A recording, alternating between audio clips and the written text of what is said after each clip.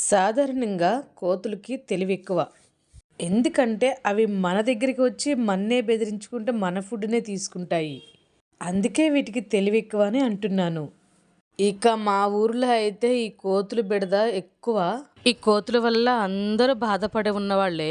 ఇక్కడ చూపిస్తున్నటువంటి ఈ బోను కిరాయికి ఇవ్వబడిద్దనమాట. వీటిలో కోతులు పట్టి వాటిని బెదిరిస్తే ఇంకొకసారి రావనమాట.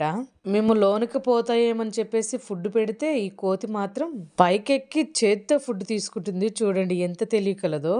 మా ఊర్లో అయితే ఈ కోతుల సంఖ్య వందల్లో ఉన్నాయన్నమాట. ఒక్క నైట్‌కి నైట్ ఎవరు విడిచిపెడుతున్నారో కూడా తెలియట్లేదు. అంత విపరీతమైన కోతులు ఊర్లోకి వచ్చాయి. ఈ కోతుల బారి నుండి తప్పించుకోవడానికి ఈ బోన్‌ని మేము ఇలా ప్లాన్ చేసాము. కొద్దిగా అయినా భయపడితే ఇంకొకసారి రావన్నట్లుగా ఈ ప్లాన్ చేసాము. ఈ బోన్‌లో అయితే ఫుడ్ వేసాం కాబట్టి 2 కోతులు లోపలికెళ్ళాయి. ఈ కోతి బయట ఉండి భయపడుతుంది వెళ్ళాలా వద్దని. ఆ ఫుడ్‌ని చూసిన కొన్ని కోతులైతే ఆ బోన్ దగ్గరికి వచ్చాయి. ప్రస్తుతానికైతే ఈ బోన్‌లో 2 పడ్డాయన్నమాట. కొన్ని కోతులైతే దూరంగా ఉండి చూస్తున్నాయి. ఒక్కసారి ఈ బోను ద్వారా బెదరబెట్టామనుకోండి ఇంకొకసారి రావన్నమాట. చేసే దూల పనులు ఏంటంటే కొబ్బరి మట్టలను జారుడు బండ్లుగా చేసుకోవటం, కొబ్బరి నీళ్లు తాగి కాయల్ని కింద పడేయటం, మామిడి చెట్లు ఫుల్ పూతకొచ్చున్నాయి, పాపం చెట్లన్నీ విరగొట్టేస్తున్నాయి. వీటి పని అంతే కదా, మనం ఏం చేయగలం.